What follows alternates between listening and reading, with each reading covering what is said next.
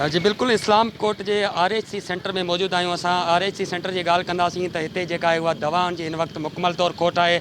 तोड़े जो स्टाफ जी पिणु खोट आहे। टेक्नीशियन जेके हिते हुजणु खपनि उहे न आहिनि।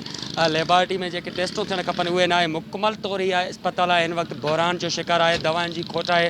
अॼु तव्हांखे इस्पताल विज़िट कराईंदुसि ऐं हितां जेके ईंदड़ हिते जेके मरीज़ आहिनि उन्हनि सां पिणु ॻाल्हियूं कराईंदुसि ऐं हितां जे जेके आहिनि इस्पताल संभालींदड़ MS तोड़े हितां जो स्टाफ आहे उन्हनि सां ॻाल्हियूं कराईंदुसि त आख़िर हिन इस्पताल में दवाउनि जी खोट छो आहे। IHS जे हवाले थियण खां पोइ हिन इस्पताल जो जेका वारसी आहे उहो केरु थो करे ऐं हिन इस्पताल में दवाउनि जी खोट जे मामले ते IHS केतिरो पंहिंजो रोल प्ले कयो आहे। अचो त हिननि सां ॻाल्हि ॿोल कयूं। गुज़िरियल कोई 1 साल खां दवाउनि जी मसलसल खोट रहे थी।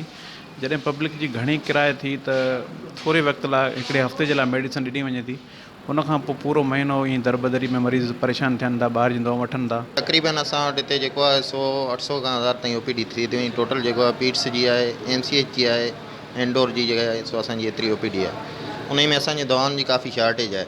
काफ़ी पेशेंट वीचारा ॿाहिरि खां अचनि था, जेको 400-500 रुपए ॿाहिरि टेस्ट थिए थी, हिते उहो सहूलियत मौजूदु न आहे। असांजे वठे कोन हिन वठी आयो ॿाहिरि सूए बि जे असांजा लॻाऊंदा नी कोई उहो ॿाहिरि वठनि। हिते सिर्फ़ु असांजे अल्लाह जी महिरबानी आहे, डॉक्टर साहब जे मार्फत सां एक्सरे थियो आहे। बाक़ी हिते कैनोला बि मिलण लाइ तयारु कोन्हे। हिते जे डॉक्टरनि सां मिलियासीं, हिते जे मरीज़नि सां मिलियासीं।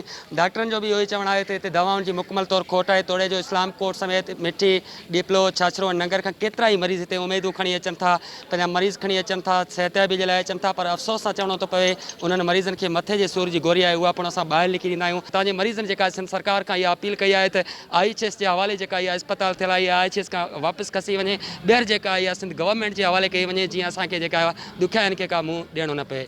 कैमरामैन प्रकाश कुमार सां गॾु Sudhir Rathore, SIN TV news, इस्लाम कोट।